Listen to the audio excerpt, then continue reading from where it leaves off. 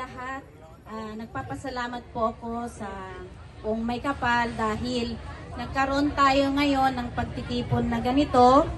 At maraming salamat po sa inyong lahat na dumalo.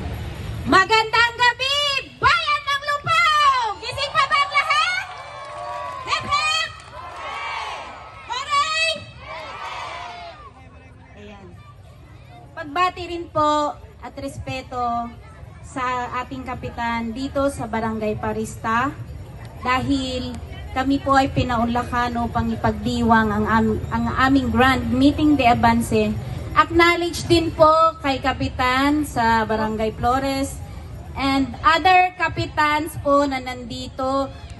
Ganun din po sa mga barangay officials, Lupon, BHW, at any appointed na bumubuo po ng barangay sa bayan ng Lupao, lahat po ng barangay. Ganon din po, gusto ko rin pong batiin ang ating incoming Vice Mayor, belated happy birthday Sir Jack Likay. And happy birthday for our incoming Mayor, Jubiner Casta. Ito po ay handog niya po sa ating lahat dahil ngayon po ang kanyang araw ng kapanganakan na ngayon po hindi po namin alam kung paano po namin kayo papasalamatan dahil ngayon pa lamang po damang-dama na namin ang inyong pagmamahal at pagsuporta sa Team Pagkakaisa. Maraming salamat po. Ganon din po, huwag po nating pababayaan ang ating incoming Congresswoman na laging tumutulong po sa atin, Congresswoman Mickey Biolago, and sa kanya pong may asawa na si Congressman Joseph Biolago. Isama na rin po natin ang taga rito rin po sa Lupao na tumatakbo bilang Bukal, Engineer Hermes Salcedo po. Ganon din po ang Agri-Party List na nandyan nakaagipay sa atin sa lahat ng magsasaka. Ganon din po ang aming Team Pagkakaisa. Sino nga po ba si Konsehala Isibido? Ako po ay isang ordinaryong mamamayan po lamang na nagmula po sa mahirap na pamilya.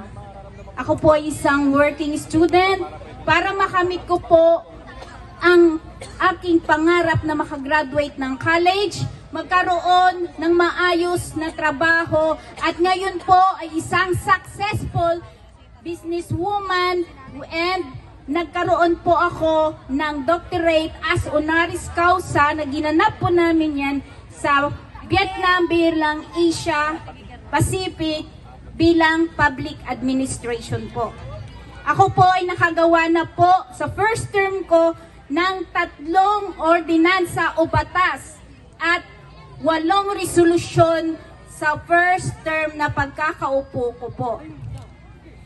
Ngayon po ay nandito na naman po ako sa inyo upang ilapit po para ibalik nyo po ako ulit dahil meron pa po akong hindi nagampanan at gusto ko pa pong ipagpatuloy ang unang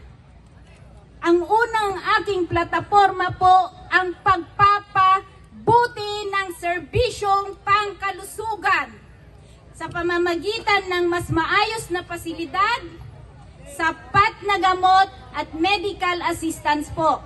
Pangalawa po, yung pagtatatag natin ng programang pangkabuhayan dahil tayo pong mga magsasaka ang isang araw na sahod natin kung tayo po ay makiburburas lang ti sibuyas, makiraraop, makigagapas, kurang paya po ti 300 kan 350 nga sahod tayo. Manuapo nagtigagatangan tayo bagas laeng mano may sakilon. So ajay ti may kadwa nagbiro ka ti programa nga makatulong ti pang araw-araw nga pamumuhay tayo. Ti may katlo apo pagkakaisa ng lahat ng sektor sa ating pamahalaan para mas maayos po yung serbisyo namin sa inyo. Kaya po tinawag ang aming grupo na Team Pagkakaisa isa dahil agmaymay sa apo ti kayat mi kanyayo nga tumulong kat ited mi apo ti makayanan mi so nga apo handa kami baybayan pagsama-samahin niyo po kaming lahat sa May 12, isang araw lang po yun pero napakahalaga lalo na po sa ating mga anak. Dan, nasa kamay niyo po nakasalalay ang future ng ating mga anak at ng bayan ng Lupao. Hep hep! Hooray! Hindi ko na po papahabain. Ngayon pa lang, maraming salamat po sa inyong lahat. Mabuhay ang Team Pagkakaisa! Mabuhay ang bayan ng Lupao! Huwag niyo pong kalilimutan. Sexy at siksik sa pagmamahal at pagtulong. Number 6, Janice Ferrer Esebido. Salamat po. Number 6, ang isulat sa balon.